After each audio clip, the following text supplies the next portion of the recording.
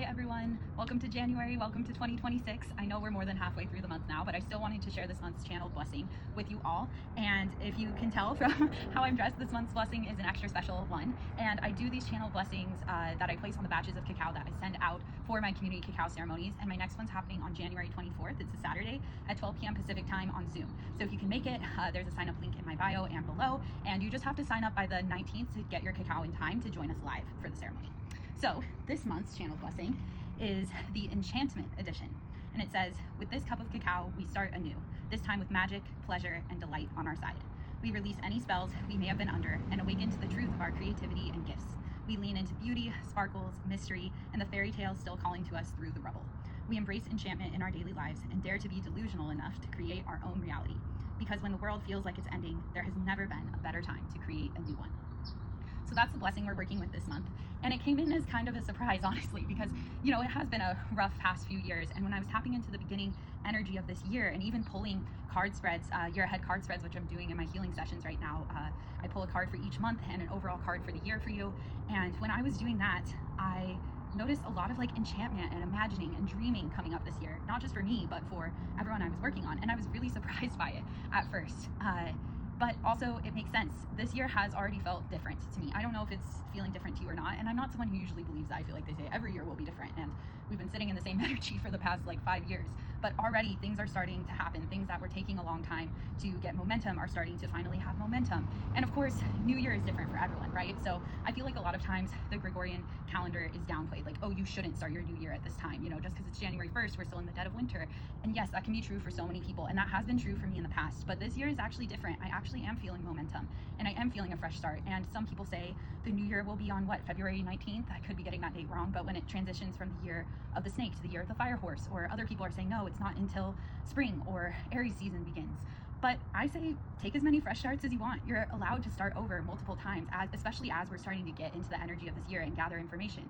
So I use them all as fresh starts personally, and you're allowed to too. Allow yourself to be wherever you're at right now. So if you are someone who's feeling the need to go a little slower, go slower. If you're someone who's feeling the need to actually like, I'm feeling momentum, I want to do things. For me, January has really been a time of like setting myself up for the rest of the year. So a lot of things that I'm structuring now that will come to pass later this year. A lot of big courageous steps I'm taking now. I even set up my upcoming retreat for this year, which is happening in October in Sedona, which is the Sacred Rage retreat that I'm really excited about. And you know, I'm launching things to prepare myself for the year ahead. It doesn't mean that everything's going to come to closure in January, but I'm kind of laying the stepping stones for myself. And whether you're feeling a slow launch or a fast, fiery launch into this year, or anything in between, all of us can infuse some extra magic right now.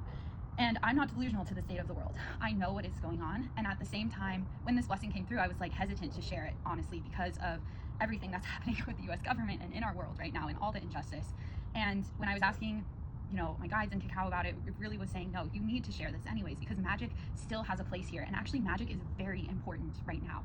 For those of you who are taking my Gifts Collective, you know, and I've said multiple times how intuition, I'm so done with it being a woo-woo extra thing that sometimes people lean into. Like, it's a responsibility. Our intuition is made up of more than our logical mind. It's made up of more than what's happening now. It's ancestral knowledge. It's knowledge from the land. It's knowledge from our guides. And we have a responsibility to listen to it, because when we do, it changes things.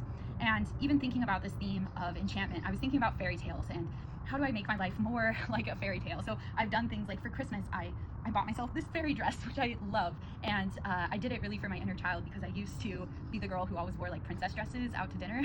And I was like, why don't I do that again? And my life is my own, so why can't I make it more magical? So I've been doing things like that. And it's welcome. And when you think of fairy tales aren't all good. There's dark forces in fairy tales. And you can still have magic. The darkness does not fight against the magic at all. It doesn't take away our right to experience magic or enchantment. We still can, and actually can we use that magic and enchantment in a just way to connect more deeply with ourselves and our intuition and change our reality and the world. So those are the vibes I'm feeling into as we start this year. And if you're really wanting to step in and start this year in a beautiful, open-hearted way, you're welcome to join the cacao ceremony. I'm really excited to embody some practices on there that will help us engage more with our own magic and move into it. If you feel called to join me in Sedona later this year, I would so love to have you. This is a year of magic and radical responsibility, and they can go together. So I'm really excited for what this year has in store for all of us. I'm sending you so many blessings, and I'm excited to see what comes to fruition.